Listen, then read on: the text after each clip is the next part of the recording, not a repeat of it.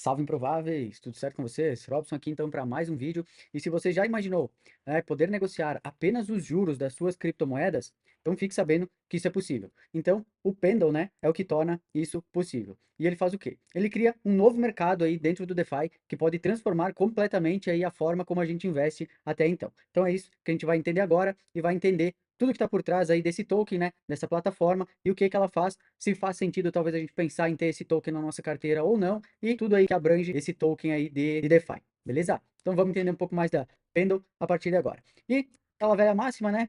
Já chega, deixando aquele likezinho, né? Se tu ainda não se inscreveu no canal, a gente acompanha as métricas aqui do canal e 90%, né, do pessoal que assiste os nossos vídeos, eles não é inscrito aqui no nosso canal, né? Então se tu curte esse tipo de conteúdo, se agrega aí pra ti alguma coisa aí do outro lado, ativa o sininho aqui, porque toda segunda, quarta e sexta a gente passa por aqui com vídeo novo e tu vai ser sempre notificado aí toda vez que a gente lançar esse nosso vídeo novo aqui, beleza? Então, vamos cair aqui para dentro, vamos entender tudo sobre o token da Pendle. Então, o que que é, né, o tal da Pendle, né? É um token famoso aí, né? Ficou bem famoso nos últimos meses aí, né? Do ano passado para cá, na verdade, né? E ele faz o quê?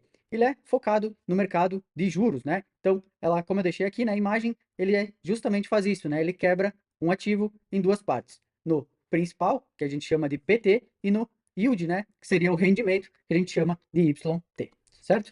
Então, vamos entender um pouquinho mais sobre isso. Então, se a gente pudesse, né, definir o protocolo da Pendle em uma frase, seria que é um protocolo de DeFi que ele transforma rendimentos em tokens negociáveis. E o porquê disso, a gente vai entender também aqui no decorrer dos nossos slides. E por que então, Rob, que ele é chamado, né, de o Coringa da blockchain, né? Como vocês viram aqui na thumb, né, do nosso vídeo, eu coloquei o Coringa da blockchain. E por que esse nome, né? Por que que ele ficou famoso aí como Coringa da blockchain, né? O camaleão, né, do DeFi?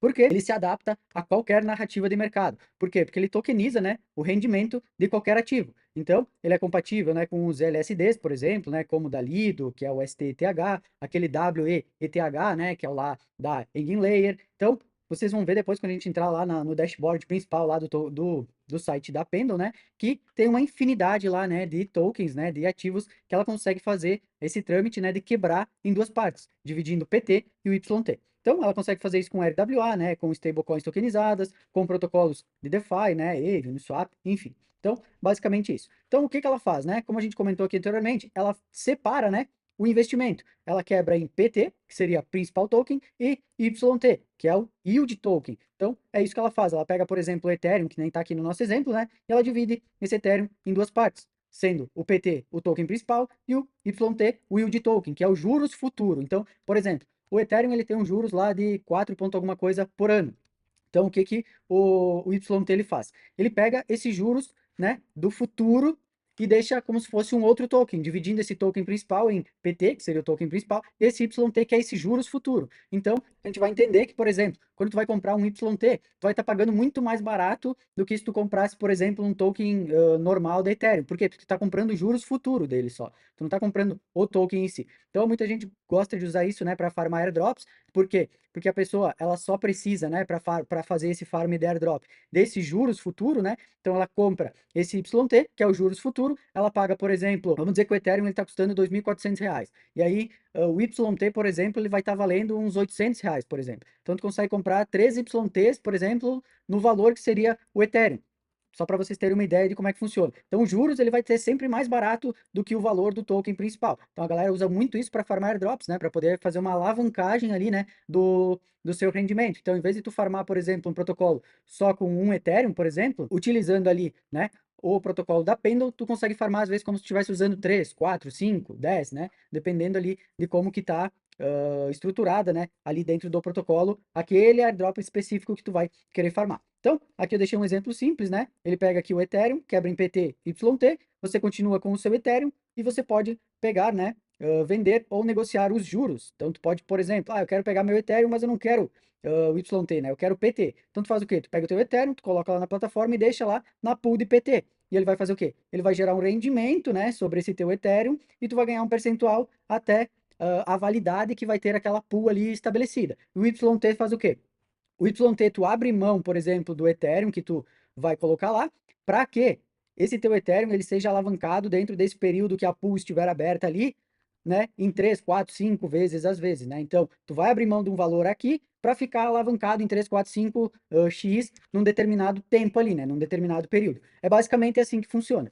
no PT, tu coloca o teu Ethereum para ganhar uns juros ali de rendimento anual, e no YT, tu, entre aspas, né? Entre aspas, não, porque é basicamente o que acontece. Tu queima esse teu Ethereum aqui para fazer uma alavancagem de 3, 4, 5x aí, né? Num determinado tempo, que é o tempo que é estabelecido lá de validade, né? Daquela pool específica, daquele YT. Tá certo? Então, por que que isso importa, né? Então, porque consegue, né, travar um rendimento futuro, consegue se apostar apenas nos juros, né, que era uma coisa que até antes desse protocolo não era possível, né? Foi ele que veio com toda essa estrutura, né, essa inovação de separar os tokens, né? Porque até então não existia isso, né? O pessoal que farma airdrops aí antes da Pendle sabe que antigamente não existia esse funcionamento de alavancagem, né, de rendimentos, né, de fazer essa alavancagem com YT. Então a gente fazia o quê? A gente farmava normal, né, só com Ethereum ou com aquela criptomoeda em si que era necessária para farmar aquele airdrop.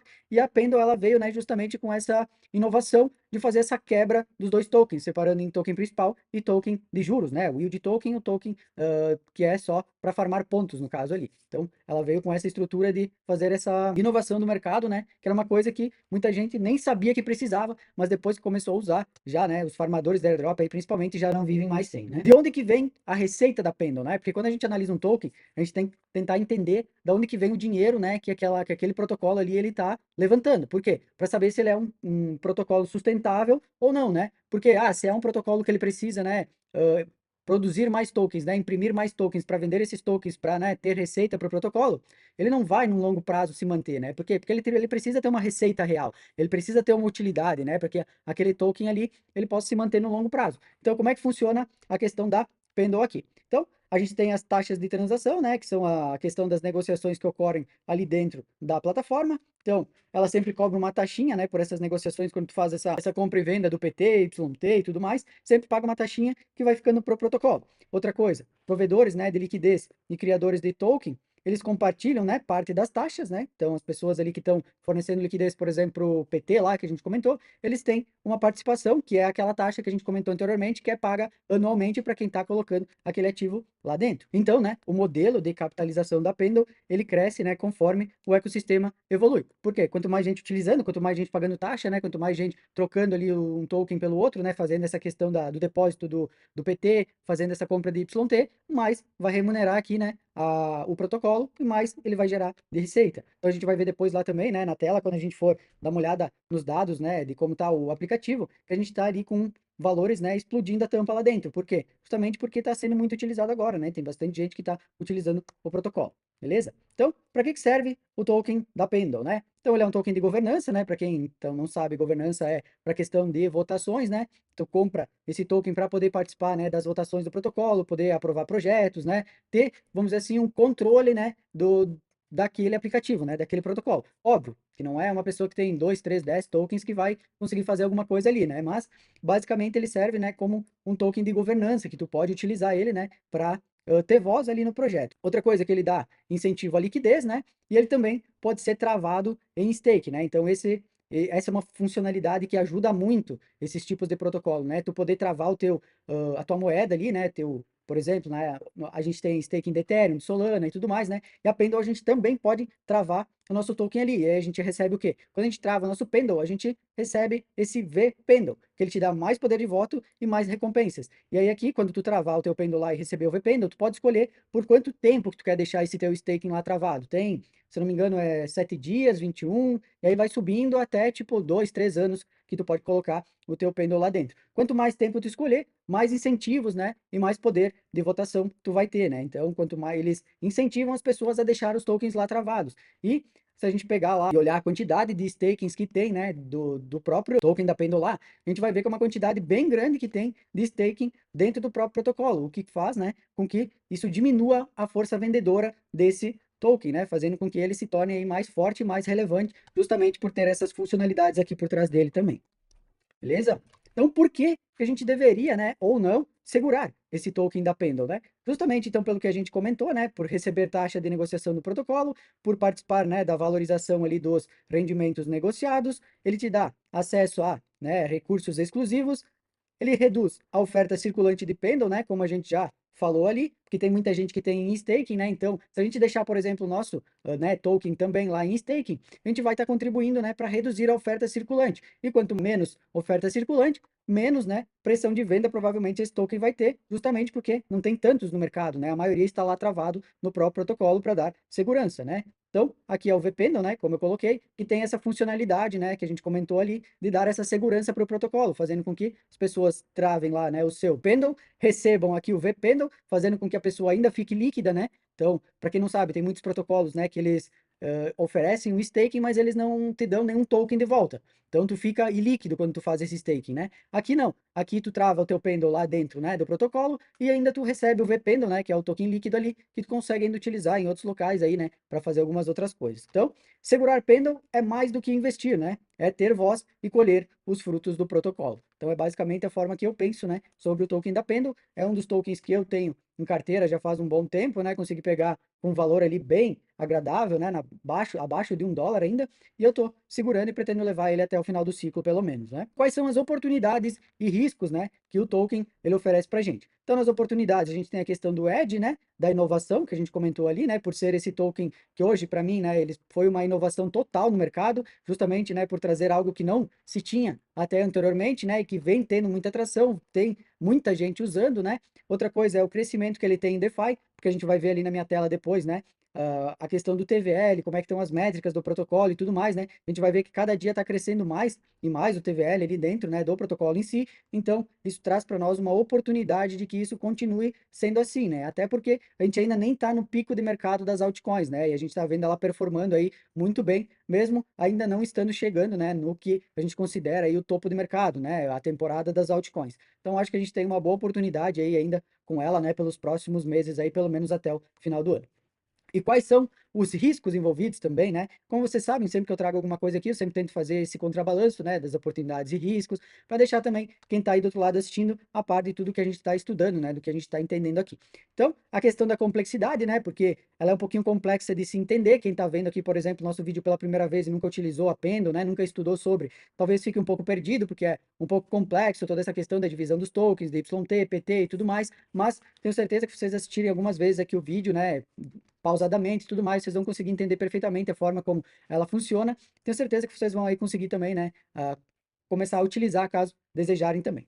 A questão da liquidez, né, sempre verificar, né, se a questão lá do UPT, YT tem liquidez para te fazer entradas e saídas, né, e sempre lembrando, né, que são ativos de risco, geralmente, que estão ali dentro. Então, cuidados a gente precisa ter em tudo que a gente fizer aqui no mundo do cripto, né, porque as coisas são assim mesmo, né, então, só um pouquinho de cuidado, né, um pouquinho de atenção que a gente precisa ter, porque a gente está lidando com ativos de risco, como a gente utiliza em todo o restante do mercado também, tá certo? Então, o que vem pela frente, né? Será que o que a gente vai ter aí pela frente, né, a partir de tudo isso que a gente estudou? Se o mercado de juros em cripto explodir, né, como ele está já iniciando, na minha opinião, a Pendle, ela pode ser a pioneira, justamente, né, por toda essa questão de não ter concorrentes diretos ainda que fazem a mesma coisa, né? Surgiram alguns outros protocolos aí, né, nos últimos meses, como, por exemplo, a Spectra, né?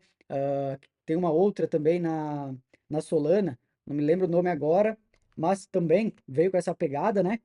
Mas por enquanto nenhuma teve tanta atração como a Pendle vem tendo, né? Então, uma coisa para a gente ficar de olho é também acompanhar esses outros betas, né, do mercado para ver como eles vão reagir, se eles vão ter, né, uma atração como a Pendle está tendo, ou se vão ser só, né, aplicativos aí que talvez daqui a pouco já percam um pouco de tração também. Então agora a gente vai para minha tela e vai dar uma olhada um pouquinho ali nos dados da Pendle, né, vai dar uma olhada no dashboard do site para a gente poder, né, dar uma analisada ali com um pouco mais de calma e ver ali o que a gente acha dos dados dela sobre capitalização de mercado, né, sobre quantos tokens tem em circulação e tudo mais, para a gente poder, né, ter um estudo também um pouco mais aprofundado sobre isso, para a gente poder escolher depois aí se a gente acha que faz sentido ter na nossa carteira ou não. Então chegamos aqui, galera, deixei a primeira aba aqui, o DeFi Llama, né? Então como a gente pode ver, como a gente estava comentando anteriormente ali, né, nos nossos slides, o TVL aqui da Pendle, ele está batendo 9,572, né, bilhões aí de dólares, né, que estão travados na plataforma. E como vocês podem ver aqui no nosso gráfico lá, ela está batendo topo histórico aqui, né? Ela nunca chegou num nível tão alto como ela está chegando agora, né? Então isso só mostra, né,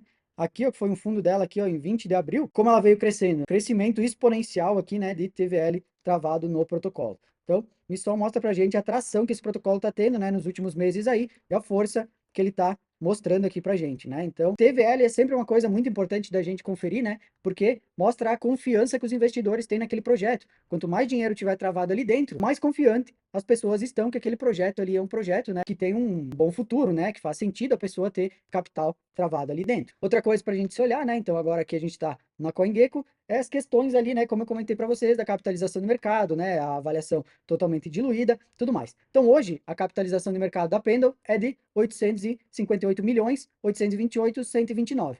E a avaliação totalmente diluída aqui dela, né, é de 1 bi 442 993 670. É o quê?